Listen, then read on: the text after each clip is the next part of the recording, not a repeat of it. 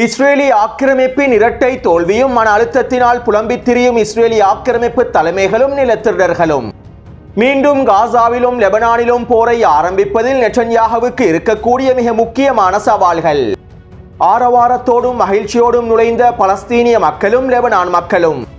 இஸ்ரேலிய பெண் கைதியான அர்பெல் யஹூதா அவசரமாக விடுதலை செய்யப்பட போகின்றாரா?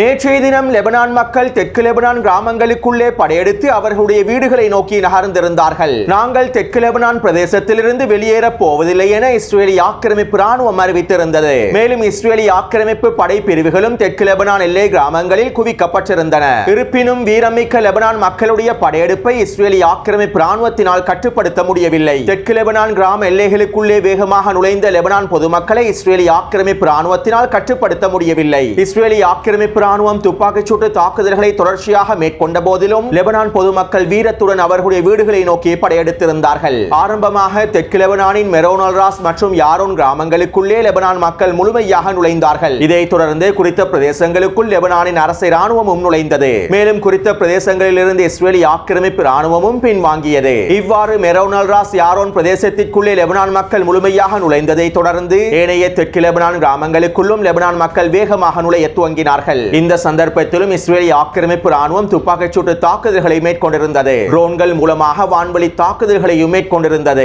இந்த தாக்குதல்களிலே 23 லெபனான் பொதுமக்கள் இனப்படுகொலை செய்யப்பட்டார்கள். மேலும் 40க்கும் அதிகமானோர் படுகாயங்களுக்குள்ளாக்கப்பட்டிருந்தார்கள். இருப்பினும் லெபனான் மக்கள் அவர்களுடைய வீரத்தையும் நம்பிக்கையையும் கைவிடவில்லை. தொடர்ச்சியாக தெற்கு லெபனான் எல்லை கிராமங்களுக்குள்ளே வேகமாக நகர்ந்தார்கள். இதைத் தொடர்ந்து நேற்றிரவு தெற்கு லெபனான் எல்லை பிரதேசங்களில் இருந்து இஸ்ரேலி ஆக்கிரமிப்பு ராணுவம் பின்வாங்க ஆரம்பித்தது. இதற்கமைவாக இன்று மாலை வரை தெற்கு லெபனானின் 70% பிரதேசங்களில் இருந்து இஸ்ரேலி ஆக்கிரமிப்பு ராணுவம் முழுமையாக வெளியேறிவிட்டது. குறித்த வரைபடத்திலே ஊதா நிறத்தினால் காண்பிக்கப்பட்டிருக்கக்கூடிய 4 பிரதேசங்களில் மாத்திரம்தான் தற்போது இஸ்ரேலி ஆக்கிரமிப்பு ராணுவம் நிலை கொண்டுள்ளது. அதே நேரம் குறித்த பிரதேசத்தை சேர்ந்த லெபனான் மக்களும் அவர்களுடைய வீடுகளையும் கிராமங்களையும் நோக்கி வேகமாக நகர்ந்து வருகின்றார்கள். இதனால் இன்னும் 48 மணித்தியாலங்களுக்குள் குறித்த பிரதேசத்திலிருந்தும் இஸ்ரேலி ஆக்கிரமிப்பு ராணுவம் முழுமையாக வெளியேறுவதற்கான வாய்ப்புகள் அதிகமாகவே இருக்கின்றது என லெபனான் ஊடகங்களும் சுட்டிக்காட்டியுள்ளன. நாங்கள் தெற்கு லெபனான் எல்லை கிராமங்களிலிருந்து முழுமையாக வெளியேறப் போவதில்லை என நெட்டன்யாகு அறிவித்தல்களை வெளியிட்டு 24 மணித்தியாலங்களுக்குள்ளே லெபனான் பொதுமக்கள் படையெடுப்புகளை ஆரம்பித்து இஸ்ரேலி ஆக்கிரமிப்பு ராணுவத்தையும் பின்வாங்க செய்துள்ளார்கள். லெபனானின் அரசாங்கத்தினாலும் அரசு ராணுவத்தினாலும் மேற்கொள்ள முடியாத வேலையை தெற்கு லெபனான் மக்கள் வீரத்துடனும் விவேகத்துடனும் மேற்கொண்டுள்ளார்கள். இதைத் தொடர்ந்து ஈரானின் உச்ச தலைவர் இமாம் அலி கமேனி அவர்கள் இவ்வாறு தெரிவித்திருந்தார். இன்று லெபனானின் அனைத்து அரசியல் சமன்பாடுகளும் கணக்கீடுகளும் தெற்கு லெபனானில் இருக்கக்கூடிய வீரமிக்க விசுவாசமிக்க மக்களினால் நசுக்கப்பட்டுள்ளன.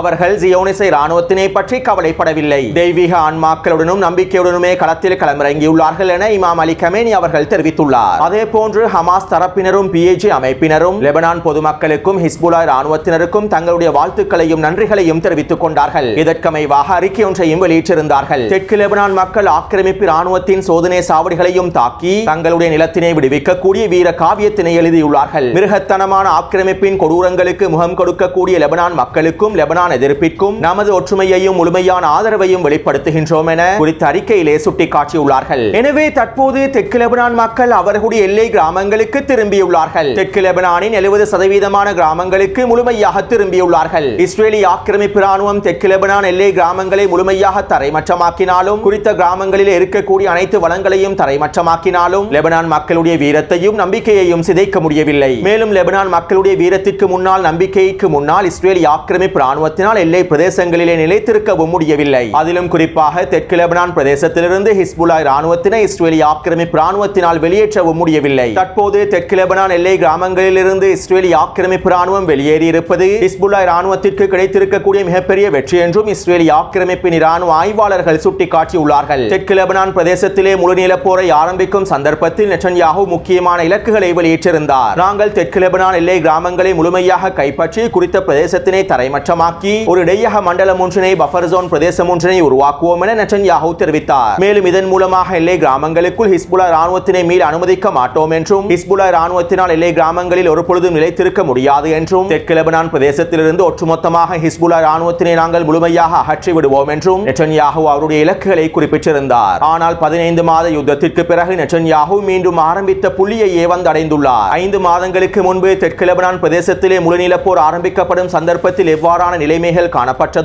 தற்போது அதே நிலைமைக்கு தான் நெட்டன்யாஹூ வந்தடைந்துள்ளார். அது மட்டுமல்லாமல் லெபனானின் அரசியல் களத்திலே ஆட்சி மாற்றங்களை ஏற்படுத்தி தங்களுக்கு சாதகமான ஆட்சியாளர்களையும் நிலைநிறுத்தி ஹிஸ்புல்லா ராணுவத்தினை பலவீனப்படுத்தி தெற்கு லெபனான் பிரதேசத்திலிருந்து முழுமையாக வெளியேற்றி விட முடியும் என நெட்டன்யாஹூ பல்வேறுபட்ட திட்டங்களை வகுத்திருந்தார். ஆனால் தற்போது லெபனானிலே ஆட்சி மாற்றம் ஏற்படுத்தப்பட்டும் அவர்களுக்கு சாதகமான தலைமைகள் நியமிக்கப்பட்டும் நெட்டன்யாஹுவினால் தெற்கு லெபனான் பிரதேசத்திலிருந்து ஹிஸ்புல்லா ராணுவத்தினை வெளியேற்ற முடியவில்லை. லெபனானில் யுத்த நிறுத்தம் ஏற்படுத்தப்பட்டு 60 நாட்களாக இஸ்ரேலிய ஆக்கிரமிப்பு ராணுவம் தெற்கு லெபனான் எல்லை கிராமங்களுக்குள்ளே யுத்தத்தின் போது அடைந்து கொள்ள முடியாத இலக்குகளை இந்த யுத்த நிறுத்த காலப்பகுதியிலே அடைந்து கொள்வதற்கு எல்லா விதமான முயற்சிகளையும் மேற்கொண்டிருந்தது. மேலும் தெற்கு லெபனான் எல்லை கிராமங்களில் இருக்கக்கூடிய ஹிஸ்புல்லா ராணுவத்தின் சுரங்க பாதைகளும் ஏனைய கட்டமைப்புகளும் முழுமையாக அளிக்கப்பட்டிருந்தன. இந்த நிலைமையானது ஹிஸ்புல்லா ராணுவத்திற்கு மிகப்பெரிய சவாலாகவே அமைந்திருந்தது. இவை தொடர்பாக முன்னே காணொளிகளிலும் நான் குறிப்பிட்டிருந்தேன். ஆனால் தற்போது ஏற்பட்டிருக்கக்கூடிய நிலைமையானது ஹிஸ்புல்லா ராணுவத்திற்கான அனைத்து சவால்களையும் தலைகீழாக மாற்றிவிட்டது. ஏனென்றால் தற்போது ஹிஸ்புல்லா ராணுவத்தினர் லெபனான் மக்களுடன் தெற்கு லெபனான் எல்லை கிராமங்களுக்குள்ளே முழுமையாக நுழைந்துள்ளார்கள். இதற்கு பிறகு ஹிஸ்புல்லா ராணுவத்தினர் எல்லை கிராமங்களில் அவர்களுடைய ராணுவ கட்டமைப்புகளையும் பலப்படுத்துவார்கள். அதே நேரம் ஆக்கிரமிக்கப்பட்ட வட இஸ்ரேலிலிருந்து இடம்பெயர்ந்த 3 லட்சத்திற்கும் அதிகமான நிலத்திரர்கள் இன்னும் அவர்களுடைய வீடுகளுக்கோ நிலங்களுக்கோ திரும்பவில்லை. ஹிஸ்புல்லா ராணுவத்தினர் தற்போது எல்லை பிரதேசங்களிலே நிலை கொண்டிருப்பதனால் நாங்கள் மீண்டும் வீடுகளுக்கு திரும்ப போவதில்லை என்றும் இஸ்ரேலிய ஆக்கிரமிப்பு நிலத்திரர்கள் தெரிவித்துள்ளார்கள். அது மட்டுமல்லாமல் அதிகளவான நிலத்திரர்கள் இஸ்ரேலிய ஆக்கிரமிப்பை விட்டு வெளியேறிவிட்டார்கள். அத்தோடு லெபனானின் இந்த யுத்த நிறுத்த காலப்பகுதியானது வருகின்ற பிப்ரவரி மாதம் 18ஆம் தேதி வரையில் நீடிக்கப்பட்டிருப்பதாக லெபனானினுடைய அரசாங்கம் தெரிவித்துள்ளது. மேலும் பிப்ரவரி 18ஆம் தேதி வரையில் இஸ்ரேலிய ஆக்கிரமிப்பு ராணுவத்தினால் தெற்கு லெபனான் கிராமங்களிலே நிலை கொண்டிருக்கலாம். ஆனால் லெபனான் மக்களுடைய படையெடுப்பின் காரணமாகவே இஸ்ரேலிய ஆக்கிரமிப்பு ராணுவம் அதிகளவான தெற்கு லெபனான் கிராமங்களிலிருந்து முழுமையாக பின்வாங்கியுள்ளது. அத்தோடு வருகின்ற பிப்ரவரி 18ஆம் தேதிக்கு பிறகு இஸ்ரேலிய ஆக்கிரமிப்பு ராணுவம் மீண்டும் லெபனான் மீதான போரையும் ஆரம்பிக்கலாம். நெட்டன்யாஹூ விரும்பினால் வருகின்ற பிப்ரவரி 18ஆம் தேதிக்கு பிறகு மீண்டும் போரை ஆரம்பிக்கலாம். ஆனால் நெட்டன்யாஹூ மீண்டும் லெபனானிலே முழுநீள போரை ஆரம்பிக்கும் சந்தர்ப்பத்தில் அவர் மிகப்பெரிய சவால்களை எதிர்நோக்க வேண்டி ஏற்படும். ஏனென்றால் தற்போது யுத்தகலம் ஆரம்பிக்கப்படும் சந்தர்ப்பத்தில் இருந்ததை போன்றே நிலைமைகள் மாறியுள்ளன.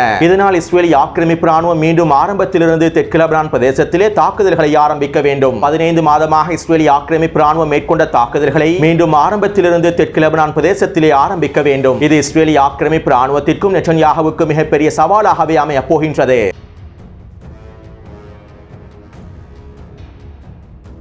கடந்த 2 நாட்களாக இஸ்ரேலிய ஆக்கிரமிப்பு ராணுவம் மத்திய காசாவிலிருந்தும் தெற்கு காசாவிலிருந்தும் பலஸ்தீனிய மக்களை வடக்கு காசாவை நோக்கி இடம்பெயருவதற்கு அனுமதிக்கவில்லை. மேலும் இஸ்ரேலிய ஆக்கிரமிப்பு ராணுவம் நெட்சரீம் பிரதேசத்திலிருந்தும் கடற்கரை வீதியான ராஷித் தெருவிலிருந்து முழுமையாக வெளியேறவில்லை. இதற்கான காரணத்தினை நேற்றைய காணொலியில் தெளிவாக குறிப்பிட்டுள்ளேன். மேலும் யுத்த நிறுத்த நிபந்தனைகளுக்கு அமைவாக பலஸ்தீனிய மக்களை வடக்கு காசாவிற்குள் அனுமதிப்பதற்கும் நெட்சரீம் பிரதேசத்திலிருந்தும் ராஷித் தெருவிலிருந்தும் இஸ்ரேலிய ஆக்கிரமிப்பு ராணுவத்தினை வெளியேற்றுவதற்கும் மத்தியஸ்தர்கள் கடந்த 24 மணித்தியாலங்களாக தொடர்ச்சியான பேச்சுவார்த்தைகளை மேற்கொண்டிருந்தார்கள். இதற்கமைவாக இஸ்ரேலிய பெண் பணைய கைதியான அர்பெல் யஹூதா உயிரோடு தான் இருக்கின்றார் என்கின்ற விடயத்தினை மத்தியஸ்தர்கள் இஸ்ரேலிய ஆக்கிரமிப்பு தலைமைகளிடத்தில் தெரிவித்திருந்தார்கள். மேலும் இவற்றினை உறுதிப்படுத்தும் முகமாக ஹமாஸ் தரப்பினரும் பிஏஜி அமைப்பினரும் அர்பெல் யஹூதா தொடர்பான காணொளிகளையும் மத்தியஸ்தர்களிடம் வழங்கியிருந்தார்கள். இதைத் தொடர்ந்து அர்பெல் யஹூதா உயிரோடு இருக்கின்றார் என்கின்ற விடயத்தினை இஸ்ரேலிய ஆக்கிரமிப்பு தலைமைகள் ஏற்றுக்கொண்டார்கள். இருப்பினும் பெண் பணைய கைதியான அர்பெல் யஹூதா அவசரமாக விடுதலை செய்யப்பட வேண்டும் என்றும் அவ்வாறு விடுதலை செய்யப்பட்டதற்கு பிறகுதான் பலஸ்தீனிய மக்களை நாங்கள் வடக்கு காசாவிற்குள்ளே அனுமதிப்போம் என்றும் இஸ்ரேலிய ஆக்கிரமிப்பு பிரதிநிதிகள் தெரிவித்திருந்தார்கள். இதைத் தொடர்ந்து மத்தியஸ்தர்கள் அடுத்த கட்ட பேச்சுவார்த்தைகளையும் மேற்கொண்டிருந்தார்கள். மேலும் மத்தியஸ்தர்கள் மேற்கொண்ட இந்த பேச்சுவார்த்தைகள் வெற்றி அடைந்துள்ளன.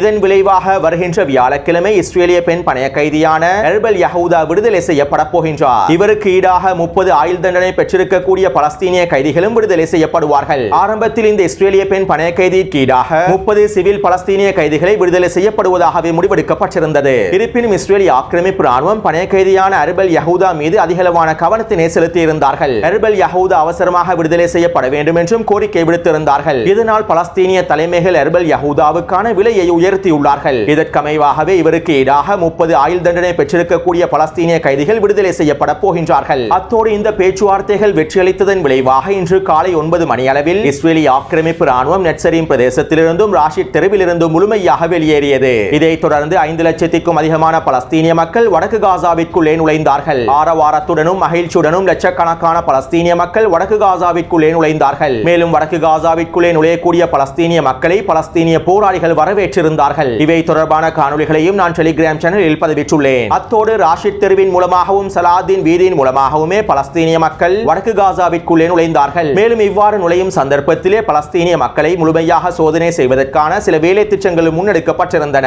வடக்கு காசாவிற்குள்ளே நுழையக்கூடிய அனைத்து பலஸ்தீனிய மக்களும் வாகனங்களும் முழுமையாக சோதனை செய்யப்பட்டதற்கு பிறகே அனுமதிக்கப்படுவார்கள் என இஸ்ரேலிய ஆக்கிரமிப்பு தலைமைகள் தெரிவித்திருந்தார்கள். இதற்காக எகிப்து மற்றும் அமெரிக்காவுடன் ஒன்றிணைந்து மேற்கொள்ளக்கூடிய ஒரு தனியார் நிறுவனத்தினையும் பொறுப்பாக நிலைநிறுத்தினார்கள். இருப்பினும் இன்று காலை வடக்கு காசாவிற்குள்ளே நுழைந்த அதிகளவான மக்களும் வாகனங்களும் சோதனை செய்யப்படாமலேயே அனுமதிக்கப்பட்டிருந்தன. அத்தோடு எங்களுடைய இடம்பெயர்ந்த மக்கள் மீண்டும் வடக்கு காசாவிற்குள்ளே நுழைந்திருப்பது பலஸ்தீனிய தேசத்தின் ஒரு மிகப்பெரிய வெற்றியாகவே பார்க்கப்படுவதாக பலஸ்தீனிய தலைமைகளும் கருத்துக்களை வெளியிட்டிருந்தார்கள். உண்மையில் வடக்கு காசாவிற்குள்ளே பலஸ்தீனிய மக்கள் மீண்டும் குடியேறியிருப்பது இஸ்ரேலிய ஆக்கிரமிப்பின் மிகப்பெரிய தோல்வியாகவும் பலஸ்தீனிய தேசத்தின் வெற்றியாகவுமே பார்க்கப்படுகின்றது. ஏனென்றால் இந்த 15 மாத யுத்தத்திலும் வடக்கு காசா மிக முக்கியமான இடத்தை பிடித்துள்ளது. வடக்கு காசாவை முழுமையாக முற்றுகையிட்டு வடக்கு காசாவில் இருக்கக்கூடிய பலஸ்தீனிய மக்களை முழுமையாக இடம்பெயர செய்துவிட்டு வடக்கு காசாவிற்குள் உச்ச வான்வழி தாக்குதல்களை மேற்கொண்டு வடக்கு காசாவை முழுமையாக தரைமட்டமாக்கி வடக்கு காசாவை முழுமையாக கைப்பற்றி வடக்கு காசாவிலே இஸ்ரேலிய ஆக்கிரமிப்பு குடியேற்றங்களை நிறுவ வேண்டும் என்று நெட்டன்யாகுவும் இஸ்ரேலிய ஆக்கிரமிப்பு ராணுவ தலைமைகளும் திட்டமிட்டிருந்தார்கள். நெட்டன்யாகுவுக்கு இந்த யுத்த காலத்தினுடைய மிகப்பெரிய வெற்றி இலக்காக வடக்கு காசாவே காணப்பட்டது. இப்படியான நிலைமையிலேயே தற்போது வடக்கு காசாவை நோக்கி 5 லட்சத்திற்கும் அதிகமான பலஸ்தீனிய மக்களிடம் பெயர்ந்துள்ளார்கள். 15 மாதமாக இஸ்ரேலிய ஆக்கிரமிப்பு ராணுவம் வடக்கு காசாவிலே மேற்கொண்ட அனைத்து வேலை திட்டங்களும் தற்போது முழுமையாக தோல்வியில் முடிவடைந்துள்ளன. 15 மாதங்களுக்கு முன்பு எந்த புள்ளியில் நெட்டன்யாகு இருந்தாரோ தற்போது அதே புள்ளியை நோக்கிய நெட்டன்யாகு நகர்ந்துள்ளார். இதனை உறுதிப்படுத்தும் முகமாக இஸ்ரேலிய ஆக்கிரமிப்பின் வானொலி சேவையினுடைய இராணுவ ஆய்வாளர் இவ்வாறு தெரிவித்துள்ளார். இன்று ஹமாஸ் அதனுடைய விருப்பத்தினை அடைந்து கொண்டுள்ளது.